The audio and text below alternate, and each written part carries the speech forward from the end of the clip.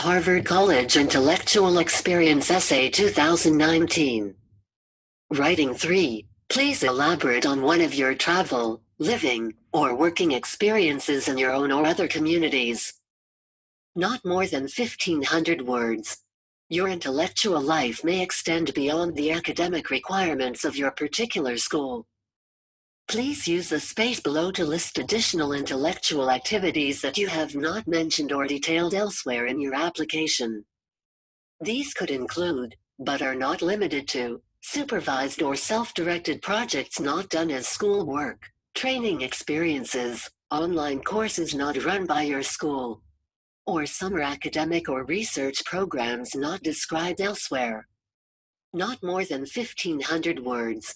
Harvard University, perhaps the most prestigious and well-known institution in the world, is the nation's oldest higher learning establishment with a founding date of 1636. With only a little over 1,900 students gaining admission out of an applicant pool of about 43,300, Harvard College's acceptance rate for the class of 2023 came in at a record low of 4.5%. In addition to academic transcripts, extracurricular activities, and letters of recommendation, Harvard gives applicants the option of providing an additional essay. Harvard's supplemental essays are optional. That being said, if you feel as though you have more to say in addition to your common application materials, you should answer the Harvard supplement. Read on to find out how to answer Harvard's 2019 supplemental essays. While you don't have to complete this essay, we recommend completing any essay that could potentially give Harvard a deeper insight into your personality. Here, Harvard is simply asking for a list of the activities you participate in outside of school. However, note that you don't want to repeat anything you may have mentioned when listing your extracurriculars elsewhere on your application. You may wish to include an additional essay if you feel that the college application forms do not provide sufficient opportunity to convey important information about yourself or your accomplishments. No matter what topic you choose, keep in mind the high-level principles that Harvard abides by: leadership, community, and intellectualism. Students who demonstrate selflessness through charity work or leadership in their communities are generally preferred to those with just a perfect academic record. Furthermore, Harvard also values unique and interesting academic interests, such as partaking in anthropology research, as this demonstrates going beyond your academic requirements. Elaborate. Yeah, but how, and to what end? Well, this is an example of where they're begging you to come out with it. If an unusual circumstances in your life, as it shows up in Redux form on your activities lists, or as a resume bullet, or whatever shortened form tells everything you need to know about that experience, then great, skip that one, and find the one that doesn't nearly convey everything that's cool about it. This is your opportunity to reveal something about your appetite for challenges, your risk-seeking nature, your fearlessness, your self-awareness, your unusual perspective, your unusual skill sets and skill gaps. This is the place where you can signal meaningful indications of future success to the outcome. It begins with picking the right stuff to talk about. You should pause the video clip for 5 minutes, work on your own or in the group. Have you traveled or lived in a place or places that made a significant impact on you? Keep in mind this includes your local community or anywhere else in the world. Here again is an opportunity to provide further context for your life experience. Discuss interesting extracurricular, cultural or intellectual experiences and how they impact your perspectives about the world. What did you learn from these experiences, and what do they reveal about you? Think about how you engage with both familiar and new environments, cultures, and activities. How will your experiences enrich the Harvard educational environment? This may relate to topics of social responsibility. Be very careful, however, if you want to write about a short-term community service experience or brief service trip abroad. Many students participate in extracurriculars like that, and they will not help you stand out in any way. In fact, it could actually end up seeming more as a display of your privilege if your essay solely talks about travel experiences. Your essay should focus on your biggest takeaways from the experience. Make sure you connect it back to yourself. Just citing what you did and where you were isn't enough. How did the travel or work shape you? How has the event influenced your perspective? Are there lessons or values it taught that you'll carry with you throughout college? We feel you itching toward it, but do not write about volunteering here. Please. We don't like writing about vacations either. Your application readers will likely be reading this while you are on vacation Thanksgiving or Christmas, and they wish they were on vacation too. So writing about a vacation is a little cruel and says very little about you unless you paid for it. What we do like about this prompt is that it offers the opportunity to talk about living in other communities, which does not necessarily mean other countries. If you lived in another country for a significant period of time and it shaped your worldview or academic interests, that's a great place to start. Same goes for if you lived in a different community within your home nation that has a culture that is drastically different from your native culture. This can also be a good question if you have moved frequently and so have had an education punctuated by interruptions. If so, we suggest trying to focus on 3 or 4 places with a short anecdote for each, woven together with a common thread. Writing activity instruction. Listen to the instruction and model answers. Describe the world you come from and how it has shaped your dreams and aspirations. Reveal core values, insight, vulnerability, and craft. Work in pairs to discuss about the writing topic. Discuss with your teacher about the writing topic. Write down an essay to discuss about the required topic. Present your essay in the front of the class. Answer the questions of your classmates and your teacher. You should use hamburger template to structure your persuasive essay. Outline explanation, structure of a 5-paragraph persuasive essay. Introduction, 3 to 5 sentences. Hook, grab the reader's attention with a quote, scenario, question, vivid description, etc. must be related to your topic. 1 to 2 sentences. Thesis statement, simply and clearly state your position on the issue, 1 sentence. 3 arguments. Choose 3 arguments you can use to convince your reader of your position. Briefly state these arguments here. 1 to 3 sentences. Paragraph 2, 5 to 8 sentences. Go back to paragraph 1 and find your first argument. Then write a paragraph about it. Use specific examples to support your argument. Write a transition sentence. Paragraph 3, 5 to 8 sentences. Go back to paragraph 1 and find your second argument. Write a paragraph about it. Use specific examples to support your argument. You should use authoritative websites to give facts, statistics, supporting quotations, studies, research, etc. Write a transition sentence. Paragraph 4, 5 to 8 sentences. Go back to paragraph 1 and find your third argument. Write a paragraph about it. Use specific examples to support your argument. Write a transition sentence. Conclusion, 3 to 5 sentences. Summarize, restate your thesis statement and 3 arguments in different words. Make a closing statement. Tie your closing statement back to your opening hook. The hamburger template applies to the paragraph too. First sentence of the paragraph is the topic sentence, then 2 or 3 argument sentences. The final sentence concludes the paragraph and introduces to the next paragraph topic, if any. While you are preparing your own essays, listen to the following model answers to help you with brainstorming activities.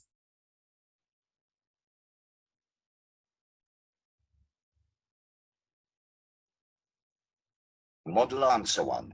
Harvard Supplemental, Spanish Romance. I have had a fascination with the people, languages and cultures of Spain since middle school, when I would watch Spanish professional soccer on television. These were my heroes, who dangled a ball before their opponents as though it was a matador's cape. The rivalries between soccer teams was my window into the regional mosaic of Spanish culture. The most remarkable team, FC Barcelona, was the all-consuming passion of proud and prosperous Catalonia. The team Athletic Bilbao of the Basque Country, though typically no match for the Catalans, played in a fierce and resilient style reflective of the Basque secessionist sentiments. The club Real Madrid played a powerful style befitting Castile's geopolitical centrality and dominance. Yes, Spanish soccer is much more than a game, but, fortunately, it is also a game. I appreciated the spectral components of Spanish culture, art, literature, and the American experience of it, as expressed by Hemingway. I imagined myself living there, challenging a bull and finding honor and ancient chivalry on any of thousands of Spanish soccer fields. The idea that I discussed with my teachers and family was to spend a semester abroad in Spain, which I did in my sophomore year. I arrived in the small town of Real Zarzal, near Madrid. My host family spoke Castilian Spanish, fast and at first hard to comprehend. I soon followed their children to the local school. It was a challenge, but I learned to love my host family, the local culture and way of life. I began to sing Spanish pop songs, and still do. I was able to join a local soccer club and play alongside of people for whom this sport was nothing less than the essence of life itself. My little town was fascinating, its shops, bullfighting arena and people. My interest in Spain and its culture has not diminished with time.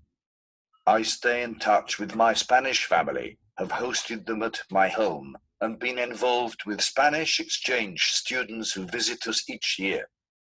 In my neuroscience research, I learned that the foundation of my work was laid by the Spanish scientist Santiago Ramon y Cajal, who mapped out the structure of the nervous systems of many animals, from insect to human. Before Cajal, we did not know that the brain consists of intricate cells called neurons, or that neurons are connected by synapses. I saw many of Cajal's beautifully artistic drawings of the nervous system on display at the Museum of the Instituto Cajal in Madrid. In my work, I study how neurons register an animal's hunger and translate it into the urge to hunt. These animals are designed to adapt their behavior to their experience. To quote Cajal, every man can, if he so desires, become the sculptor of his own brain. I wish to sculpt my brain to understand the language and culture of Cajal, and to understand our brains through the study of neuroscience. I would like to continue my study of Spain and its cultures through courses offered by Harvard's Department of Romance, Languages and Cultures, and continue my study of neuroscience at Harvard's Center for Brain Science. 525 words. Model answer 2. Harvard supplement essay, when in Rome. It was the first day of step tryouts, and I couldn't have been more thrilled. I'd seen other students perform step routines and thought to myself, I want to do that. But the moment I entered the cafeteria to try out, I started feeling uneasy. Everyone towered over my diminutive 5 frame. These kids were nothing like the crowd I was used to. Everyone spoke with a different dialect of English, wore their jeans at lower altitudes, and several even sported tattoos on their forearms. Honestly, I thought they looked like thugs. It wasn't that I'd never seen anyone like that before, but it's really intimidating when you're in a place full of them, and you're the odd one out. I grew up in a pretty typical Chinese household.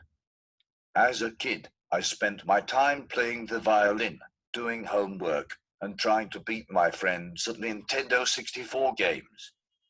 My elementary school was situated in a mostly white neighborhood, so most of my friends also turned out to be white. Playing football in junior high broadened my perspective some, but even then, I never did spend much time with African American kids because we lived in different neighborhoods.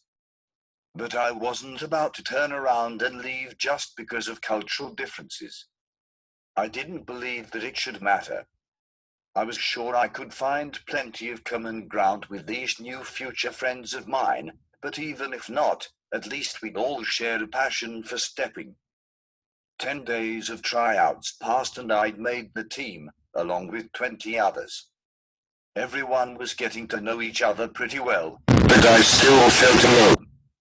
Nobody was rude or anything. It was just whenever I'd greet someone, he would reply with the customary but unfortunately brief sup. And after some small talk about what grade level they were in, I'd be stuck. I had no clue what to talk about because I didn't follow sports, play sports video games, watch bet, listen to the same music, or even share any classes. However, they did come to appreciate my dedication and fair ability, but the respect was in a sense professional. We were more like co-workers as opposed to friends. Accepting the reality that I may never find common ground with my teammates, I came to practice only to step, and so long as I got to do that, I was content. Despite the distance between me and the other steppers, they were actually really nice. Violin lessons and quartet rehearsals made me miss quite a few practices, but there was always somebody willing to help me catch up. The other members would even spend time on weekends to teach me, and I'd come to practice Monday as if I'd been there the whole time. I came to realize these kids were actually very kind and hard-working people. I was just too caught up in my own misconceptions to see it. But nonetheless, we were still just acquaintances.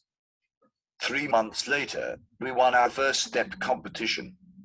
On the jubilant bus ride home, the distance between the other steppers and I began to disappear, and in the most unlikely way. Yo, everybody listen up. We gonna have a rap battle. Joey B called out, illuminating the bus with his phone. I never did get his last name. Everyone just called him Joey B to his convenience. It had a nice ring to it that he hoped would boost his rap career. Like many of the Step alumni, he had aspirations of becoming a famous artist. Every single one of y'all, especially your rookies, is gonna do this. An even mix of cheers and silent met his request, coming from the veterans and the rookies respectively. He started it off, a ways over there, he's cheap like a quarter. He even stank like hot dog water. The bus burst with laughter. A ways, not to be humiliated, immediately retorted, Joey B, you think your raps are good, please. You better go make like a tree. Leave. And everybody started cheering as the first battle began. Slowly, the light from Joey's phone moved toward the back of the bus. Towards me. Panic settled in. What do I know about freestyle rapping? What would happen if I was mid-sentence and couldn't think of anything? I would die. Deep down, I wished I could fall out the bottom of the bus and forgotten. Before I could find an emergency exit, I'd been illuminated. I sat there, staring at the light, speechless. After some prodding, I lamely told them I wouldn't. I felt like a loser, and all the more distant from other members of the team. As I wallowed in sadness, the rap battle evolved into a game in which people would insert a phrase rhyming with the previous person's. I body rock like I'm in heaven. The first one cried out. I body rock at 7, came the reply. I body rock when it's 11, shouted another. I body rock at 7-11, came the last. An awkward silence ensued. They'd exhausted every word rhyming with heaven. But then all of a sudden I had a moment of inspiration. Kevin rhymed with 7. Seizing my chance, I sprang out of my seat and shouted, "I body rock 'cause I'm Kevin." The entire bus erupted into a cheer. "Kevin," called out Joey, "that's I'm right there. It was hot. Do another, let's see what you got." The battle had begun. Taking a deep breath, I dove in. "Joey B, you got a lot of nerve. You tryna call me out. Well, I'll tell you now, swerve." Everyone waited in anticipation for Joey's response. "Little man, you ain't got nothing on me. I got mixtapes out the window. Matter of fact, here's one free." Joey tossed me the CD of his latest mixtape. "Ooh," cried the audience. "Mixtape? You know why it's free? Ain't nobody assigned you. Take it back, please." The subsequent roar of the audience drowned everything out. Joey had no response. Worried I'd gone too far, I walked up the aisle to apologize, but as I reached up closer, I saw a smile widen across his face as he reached a hand out to shake mine. I had beaten the Step alumni in a rap battle. All the rookies cheered me on and gave me high fives and fist bumps. For the first time, I felt I was really part of the team, really one of them. From there on, the other members respected me on a more personal level, and I was no longer just a professional asset, but a fellow friend and teammate. Looking back on step tryouts and the rap battle, I've learned not to jump to conclusions about people before getting to know them. It's funny to think I was uncomfortable at all in their presence that first day, given how accommodating they turned out to be later on. In the 2 years since that first day of tryouts, I've had the pleasure of working with some of the finest gentlemen around, and despite huge initial differences, we have become the best of friends. Long after I retire my step career, I'll bring with me the lessons I've learned through this team. I don't believe there's anyone or any group that can't be gotten along with, nor do I believe there are differences too difficult to overcome. Now who said you can't have a nation on a step team? 1243 words,